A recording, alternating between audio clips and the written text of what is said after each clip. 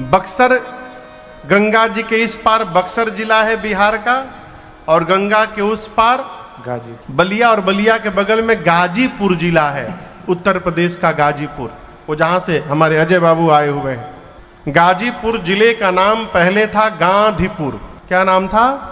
गांधीपुर। वहाँ के राजा थे महाराज गांधी। मुगल आए तो गांधीपुर को गाजीपुर करके चले गए। गांधी राजा के पुत्र हैं विश्वामित्र मुनि, और विश्वामित्र जी अब गांधीपुर में नहीं रहते, मुनि हो गए तो गंगा के उस पार चले गए। अब बक्सर में कुटिया बना करके आश्रम बना के रहते हैं, उसका नाम है सिद्धाश्रम। गोस्वामी जी कहते हैं विश्वामित्र महामुनि ज्ञानी बसही विपिन शुभ आश्रम जानी। उस समय वहां जंगल था, अब तो शहर है, जंगल था, जंगल में आश्रम बना करके विश्वामित्र जी थे। समस्या क्या है, जब जब विश्वामित्र जी यज्ञ प्रारंभ करते थे तो मारीच और सुबाहु नाम के दैत्य आ करके उनको मार दिया करते थे। हमसे कौन कह रहा था कि मारीच की नगरी यही है? आप ही कह रहे थे सरकार? मारीच सुबाहु यही रहते थे? अच्छा, छत्तीसगढ़ में, अच्छा उस साइड में, हाँ वही मारीच सुबाहु छत्तीसगढ़ वाले, छत्तीसगढ़िया। हम सब छत्तीसगढ़िया को नहीं बोल रहे हैं, मतलब इसी छत्तीसगढ़ में राम जी का ननिहाल भी है कौशल प्रदेश। तो मारीच सुबाहु, रावण ने इन दोनों को ताड़का के साथ स्पेशल ड्यूटी लगाई थी बक्सर में कि जब जब विश्वामित्र जी यज्ञ प्रारंभ करें जाकर के विघ्न कर देना। विश्वामित्र जी बेचारे बड़े चिंतित हैं, मन में सोच रहे हैं कि हरि बिनु मरहि न निश्चर पाए। ये पापी निशाचर बिना भगवान के मरने वाले नहीं है। मन में सोचे भगवान तो अवतार ले ही चुके हैं, चल करके भगवान को मांग करके ले आता हूं। विश्वामित्र जी पहुंच गए अयोध्या, जाकर सरजू जी में स्नान किए हैं और स्नान करके गए भूप दरबार। यही है ना, महाराज दशरथ के दरबार के द्वार पर पहुंचे। द्वार पर पहुंचे, सूचना भीतर भिजवाएं। जैसे सूचना मिली दशरथ जी महाराज दौड़ कर आए, आकर चरणों में दंडवत किए, आदर पूर्वक भीतर लेकर गए। और सुरेश जी पता है ले जाकर कहाँ बिठाया दशरथ जी ने? महाराज दशरथ द्वार पर से विश्वामित्र जी को लिए अपने दरबार में ले गए, और मालूम है कहाँ बिठाए? निज आसन बैठा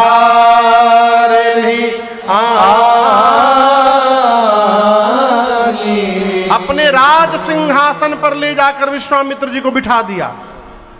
कहाँ बिठाया? अपने राज सिंहासन पर। जानते हैं क्यों? हम जिसको जितना आदर देते हैं उसको उतना महत्वपूर्ण स्थान बैठने को देते हैं। कहा जाता है आगते स्वागतम सारम। आप किसी के घर जाइए, सामने वाला आपको जिस प्रकार से प्रेम करेगा उस प्रकार का स्थान देगा बैठने के लिए। कहो किसी किसी को हो तो हम अपने बगल में बिठा लेते हैं। जैसे मान लीजिए हम अभी ये तो व्यासपीठ है, यहाँ पर नहीं, कहीं हम बैठे हुए हैं सोफा पर और कोई प्रेमी आ गया, अब वो देख रहा है कहाँ बैठे, अरे आओ यही बैठो, बहुत जगह, आइए ना, बैठिए बैठिए, जगह ही जगह, आइए आइए आइए, हम तकिया गोदी में ले लेना, बैठिए। बिठा लेंगे ना? कहिए अब जिससे 36 का आंकड़ा हो वो यदि आकर बगल में खड़ा हो जाए बैठने के लिए, और कुर्सी मिल जाए, कुर्सी लाकर बगल में बिठाए, आदमी खोपड़ी पर बैठे हो क्या, उधर बैठो, तुरंत कहता है उधर जाके बैठो, यहां क्यों आ गए? क्यों? जिसको हम जितना प्रेम करते हैं उसको उतना महत्वपूर्ण स्थान प्रदान करते हैं। भगत अपने भगवान को अपना हृदय प्रदान कर देते हैं कि प्रभु आप मेरे हृदय में आकर विराजमान हो जाइए, इससे श्रेष्ठ स्थान नहीं है मेरे पास। श्री दशरथ जी महाराज ने विश्वामित्र जी को अपने सिंहासन पर बिठाया, पांव में बैठकर चरण पखारे किन्हीं अति पूजा। पांव पखारे, पूजन किए, बार बार कहते हैं मूसम आज धन्य नहीं दो। मेरे जैसा भाग्यशाली कोई नहीं है। नाना प्रकार से पूजन करने के बाद षोडशोपचार नाना प्रकार से भोजन बनवा करके विश्वामित्र जी को भोजन करवाया। जब भोजन करवा करके देखा, विश्वामित्र जी प्रसन्न हो गए, तब महाराज ने चारों बच्चों को बुला करके प्रणाम करवाया। यहां एक व्यवहार में अटपटा दिखाई पड़ेगा आपको। कोई महात्मा आपके घर आएंगे तो आप 2 घंटा बाद प्रणाम कराएंगे बच्चों को बुलाकर? तुरंत कराएंगे ना। दशरथ जी इतने देर बाद कराएं, क्यों कराएं? मन में सोचे बहुत दूर से आए हैं विश्वामित्र जी, थके होंगे, बच्चे प्रणाम करेंगे तो मन से आशीर्वाद नहीं देंगे थकान के कारण। जब पूरी थकान समाप्त हो गई तब बच्चों को बुलाकर प्रणाम करवाएं कि अब विश्वामित्र जी मेरे बच्चों को हृदय से आशीर्वाद देंगे, इसलिए बाद में प्रणाम करवाया। और गोस्वामी जी कहते हैं जैसे राम जी को देखा विश्वामित्र जी ने, राम जी मुस्कुरा रहे थे प्रणाम करके, विश्वामित्र जी सोचने लगे तेरी मंद मंद मुस्कनिया पे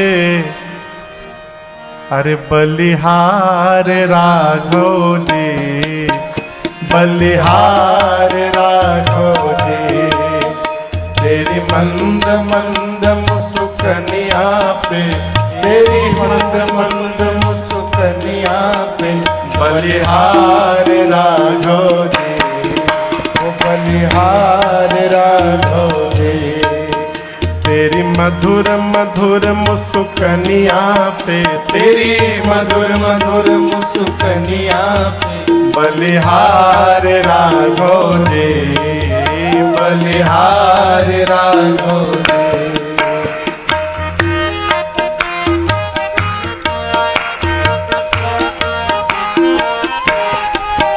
तेरे बाल बड़े घुंघराले, बादल हो कारे कारे, तेरे बाल बड़े घुंघराले, बादल हो कारे कारे, तेरे बाल बड़े घुंघराले, बादल हो कारे कारे, तेरे बाल बड़े घुंघराले, विश्वामित्र जी हो काले काले, तेरी पाँव की पैजनिया पे, तेरी पाँव की पैजनिया पे बलिहार राघव जी, ओ बलिहार राघव जी, तेरी पाँव की पैजनिया पे, तेरी पाँव की पैजनिया पे बलिहार राघव जी, ओ बलिहार राघव जी, तेरी मंद मंद मुस्कनिया पे, तेरी मंद मंद मुस्कनिया पे बलिहार राघव जी, ओ बलिहार राघव जी।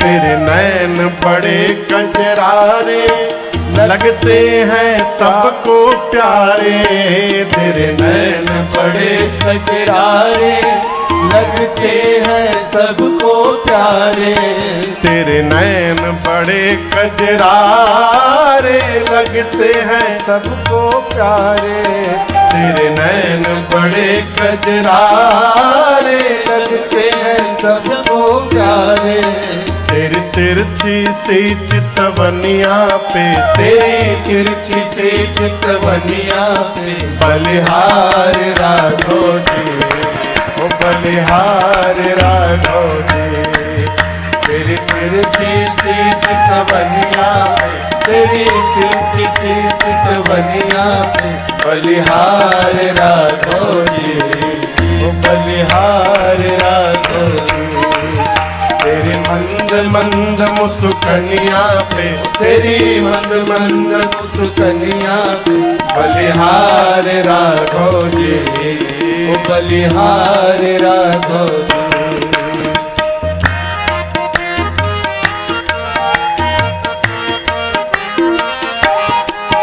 तेरी चाल गजब मतवारी, लगती है प्यारी प्यारे, तेरी चाल गजब मतवारी, लगती है प्यारी प्यारी।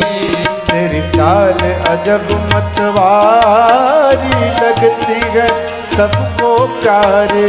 तेरी चाल अजब मतवारी लगती है सबको प्यारी।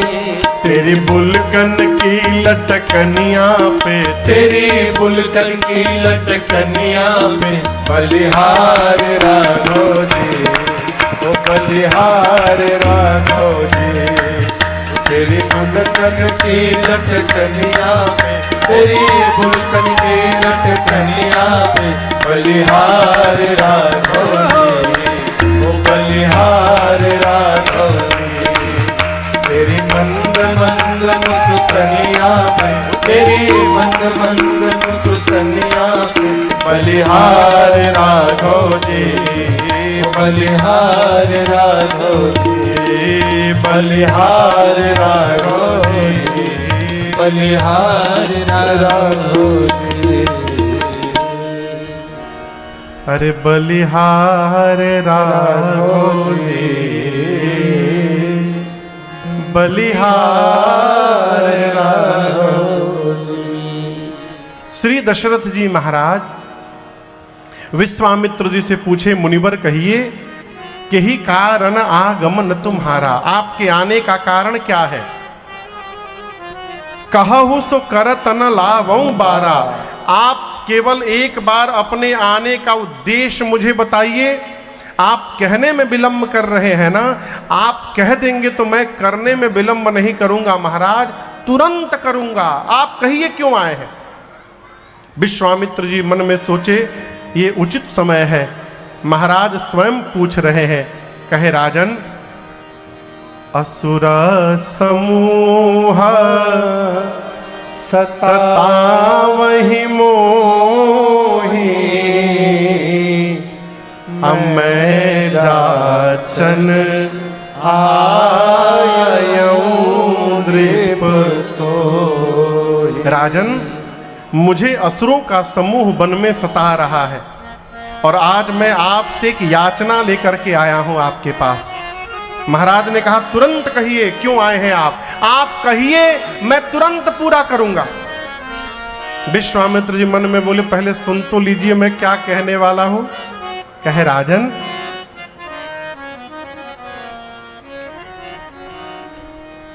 असुर समूह सतावहि मोहि। असुर मुझे बहुत परेशान किए हैं, मेरे यज्ञ को बारंबार विध्वंस कर दे रहे हैं, इसलिए हे राजन मैं याचना करने आया हूं। अनुज समेत देहु रघुनाथा, निश्चर पद में हो बसना। विश्वामित्र जी ने कहा, अनुज समेत। अनुज मने, आप लोग कहिए, अनुज मने छोटे भैया के साथ देहु रघुनाथा, आप राम जी को दे दीजिए। राम जी जाएंगे, निशाचरों का वध करेंगे और राम को पाकर मैं विश्वामित्र भी सनाथ हो जाऊंगा।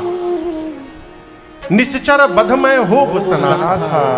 आपको बताऊं, अब तक जो महाराज कह रहे थे, मांगिए मांगिए, जो मांगिएगा तुरंत दे दूंगा आपको, कहिए क्या लेने आप आए हैं मुनिवर।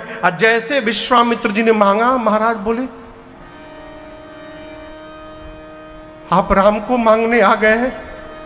तो स्वामी जी कहते हैं, विश्वामित्र जी तुरंत बोले, देहु भूप मन हर्षित तजहु मोह अज्ञान, धर्म सुजस प्रभु तुम कहो इन कहते कल्याण। विश्वामित्र जी ने कहा, महाराज देना है तो प्रसन्न मन से दीजिए, रो करके मत दीजिए, आप दान दे रहे हैं और इस मोह और अज्ञान का त्याग करिए। मैं आपकी हानि करने के लिए नहीं आया हूं यहां पर। आप देंगे तो आपकी कीर्ति बढ़ेगी, आपका धर्म सुयश बढ़ेगा जगत में और आपके बच्चों का कल्याण हो जाएगा। प्रसन्न मन से दीजिए। यहां दर्शन करिए, विश्वामित्र जी ने दशरथ जी को अज्ञानी बोल दिया, तजहु मोह अज्ञान। और कल की कथा याद करिए, दशरथ जी का परिचय क्या दिया गया? धर्म धुरंधर गुणनिधि ज्ञानी। शंकर भगवान दशरथ जी को धर्म धुरंधर ज्ञानी बोल रहे हैं और विश्वामित्र जी अज्ञानी बोल रहे हैं। इस अज्ञानता का त्याग करिए महाराज। क्यों? क्यों?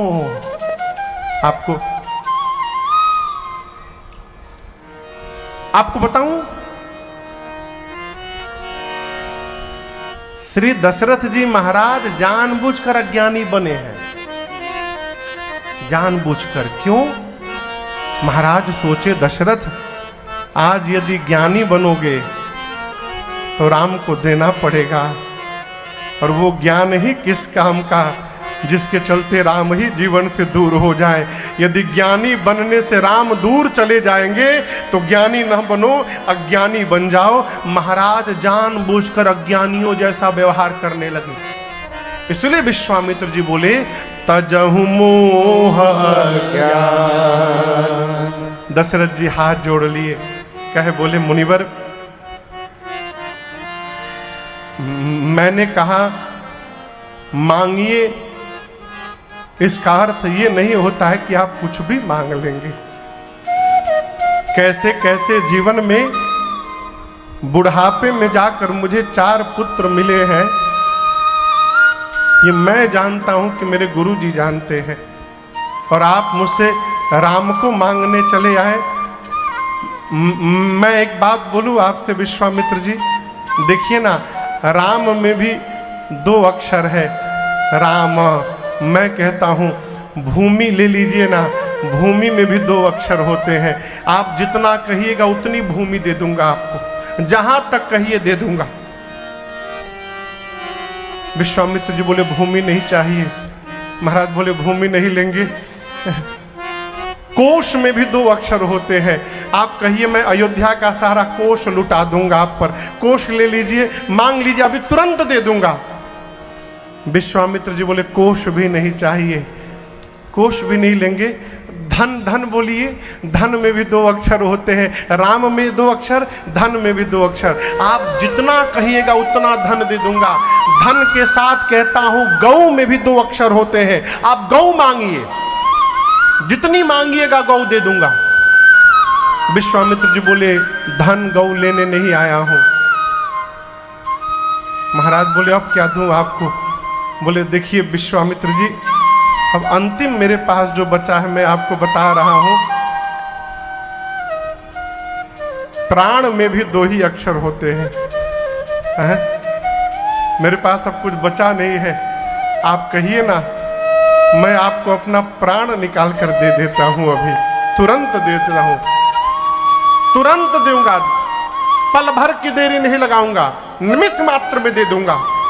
आप प्राण ले लीजिए, मैं प्राण को दे सकता हूं, लेकिन राम को नहीं दे पाऊंगा। मैं अपने राम देत नहीं बनाई गोसाई। महाराज ने स्पष्ट मना कर दिया, मैं राम को नहीं दूंगा। आप किसी से कोई सामान मांगने जाइए, सामने वाला खूब कहे अभी तुरंत दे दूंगा, एक बार कहिए कितना चाहिए, तुरंत दूंगा। और जैसे आपने मांगा वो कहने लगा, है ही नहीं, कहां से दूं, नहीं है मेरे पास, नहीं दूंगा, नहीं दूंगा। आपको प्रेम आएगा कि गुस्सा? बोलिए बोलिए। पहले कहे कि तुरंत दूंगा, मांगा जाए तो बोले न दूंगा, गुस्सा आएगा कि प्रेम? बोलिए, गुस्सा। भले आप व्यक्त ना करें लेकिन मन में गुस्सा आएगा। लेकिन आपको बताऊं, विश्वामित्र जी को गुस्सा नहीं आया। विश्वामित्र जी आनंदित हो गए, कहे धन्य है महाराज आप राम को इतना प्रेम करते हैं कि राम प्रेम में आप वचन की भी परवाह नहीं कर रहे हैं। आज समझ में आया, हम विरक्त हैं, हम ऋषि मुनि हैं, हमारा काम है दिन भर भजन करना, और आप एक गृहस्थ हैं।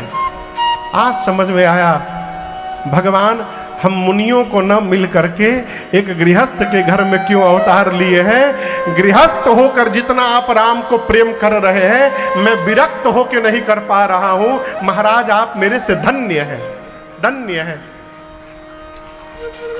लेकिन राम जी को तो ले जाना है ना। गुरुदेव भगवान वशिष्ठ जी बोले, दशरथ जी यज्ञ के कारण ही आपको पुत्र मिले हैं, इसलिए आप यज्ञ रक्षा के लिए मना नहीं कर सकते, आपको देना पड़ेगा राम लक्ष्मण को। और मैं कहता हूं, मैंने राम जी की कुंडली देखी है, राम जी जब तक बाबा जी के साथ बाहर नहीं जाएंगे तब तक आपके घर में बहू नहीं आने वाली है। महाराज सुने राम जी जाएंगे तो बहू को लेकर के आएंगे। महाराज तुरंत आंसू आंसू पोंछ के तैयार हो गए और बुलाएं, अत्यादर दो तनय बुलाए, अत्यादर दो तनय बुलाए, हृदय लाए बहु भांति सिखाए, हृदय लाए बहु भांति सिखाए, मेरे प्राणनाथ सुत दो, मेरे प्राणनाथ सुत दो, तुम मुनि पिता नहीं को, तुम मुनि पिता नहीं को, तुम मुनि पिता नहीं को, तुम मुनि पिता नहीं को। गोस्वामी जी कहते हैं, दशरथ जी ने तुरंत राम लक्ष्मण जी को बुलाया और कहा, आज तक जैसे मुझसे पूछ पूछ कर आप दोनों व्यवहार करते रहे, आज के बाद विश्वामित्र जी से पूछ पूछ कर व्यवहार करेंगे। और विश्वामित्र जी से महाराज ने कहा, मुनिवर मैं अपने बच्चों को नहीं दे रहा हूं, आप ये मानिएगा कि दशरथ ने अपना प्राण निकाल करके आपको सौंप दिया है। ये दोनों मेरे प्राण हैं, मेरे प्राणनाथ सुत दो।